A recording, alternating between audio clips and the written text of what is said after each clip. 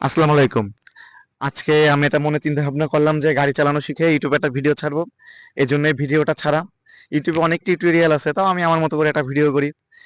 তাহলে ভিডিওটা শুরু করি। আজকে গাড়ি চালানো শিখে এরপর ইঞ্জিন, গিয়ার বক্স, ডাইনামা কোনটা কি, রেডিয়েটরের পানি কিরকম কি চেক করা লাগে, ওইটা আরেকদিন ভিডিওতে করব। আসো, এই যে চাবিটা দেখাও। এটা চাবির লক, এটা হলো আনলক। কারণ আমি আনলকে সর্বপ্রথম আনলকে টিপ দেবো, গাড়িটা আনলক হয়ে গেল। আনলক হয়ে যাওয়ার পর গাড়িটা খুললাম, তারপর ভিতরে আমি ঢুকে বসলাম।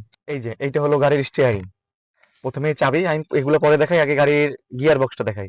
কিছু কিছু গাড়ির গিয়ার বক্স থাকে এখানেই হ্যান্ড ব্রেক থাকে। কিন্তু এই গাড়িটার এখানে কোনো হ্যান্ড ব্রেক নাই, এখানে নাই। এটার হ্যান্ড ব্রেকটা হলো পায়ে। এই আমি চাপ দিলাম, লক হইলো। এই আমি চাপ দিলাম, উপরে উঠে গেল, আনলক হইলো। এছাড়া অনেক গাড়ি এখানে থাকে গিয়ার বক্স, কিন্তু এই গাড়ি এখানে গিয়ার বক্স না, এই গাড়ির গিয়ার বক্স হলো এইখানে। এইটা হলো আর রিভার্স, এটা দিলে আমার গাড়ি রিভার্সে যাবে। এইটা নিউট্রাল, এইটা হলো ডি। ডিতে দেওয়ার পর আমি যদি ডিতে এদিকে চাপ দিই, এটা 3 নাম্বার গিয়ার। যখন পাহাড়ে বা উঁচু জায়গায় উঠাবো, তখন এই 3 নাম্বার গিয়ার দিয়ে আমি গাড়িটা উঠাতে পারি। এটা হলো 2 নাম্বার। 2 নাম্বার গিয়ারটি হলো কোনো জায়গায় কাদায় আমার গাড়ি আটকে গেছে, গাড়িটা আমি ছাড়াতে পারছি না, তখন এই 2 নাম্বারে দিলে গাড়িটা অনেক শক্তি পাবে, সেই শক্তিতে গাড়িটা উঠে যাবে। তখন গাড়িটা আমি স্টার্ট দিই। এই যেখানে লক, লক দেওয়ার পর গাড়িটা এখন, স্টারিংটা দেখাও। স্টারিংটা এখন লক আছে, স্টারিংটা এখন কোন দিকে যাবে না।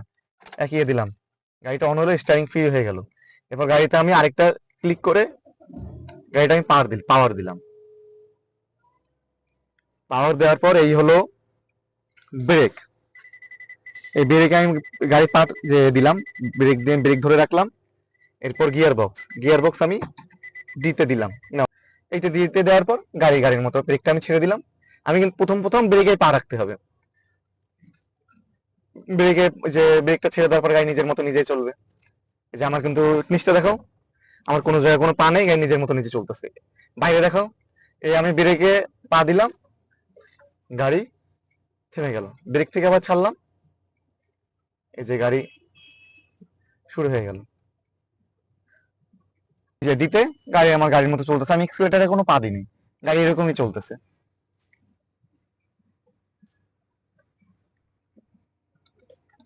এরপর দেখাই আপনাদের গাড়ি রিভার্স কিভাবে দিতে হবে। এই যে গাড়ি রিভার্স, প্রথমে গাড়ি রিভার্সে দিলাম। যে গাড়ি রিভার্সে দেওয়ার পর গাড়ির মতো রিভার্সে যাচ্ছে। তখন এখানে একটা দেখার বিষয় আছে। এই যে স্টিয়ারিংটা আমি বামে কাটালাম, গাড়ির সামনে ডানে যাবে আর পিছন বামে যাবে। এবার স্টিয়ারিং আমি ডানে দিলাম, স্টিয়ারিংটা দেখাও। স্টিয়ারিংটা এবার আমি ডানে দিলাম, গাড়ির মাথা যাবে বামে আর পিছন যাবে ডানে। মানে উল্টা, সম্পূর্ণ উল্টা।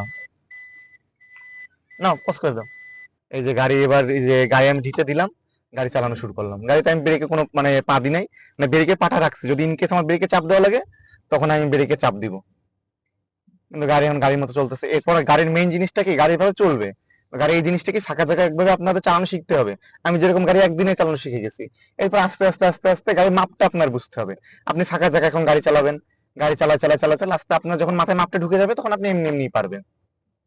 এই গাড়ি প্রথমে রিক্স যে মোটরসাইকেলের থেকে গাড়ি চালানো আরো সহজ, আমি যেটা মনে করি।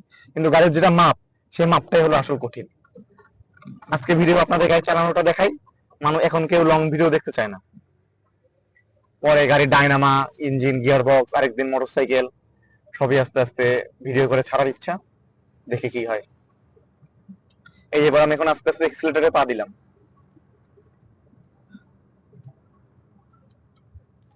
গাড়ি এখন আমি করলাম। এই যে ভিডিও করতে থাকো, সামনে ভিডিও করো, আমার ভিডিও করো।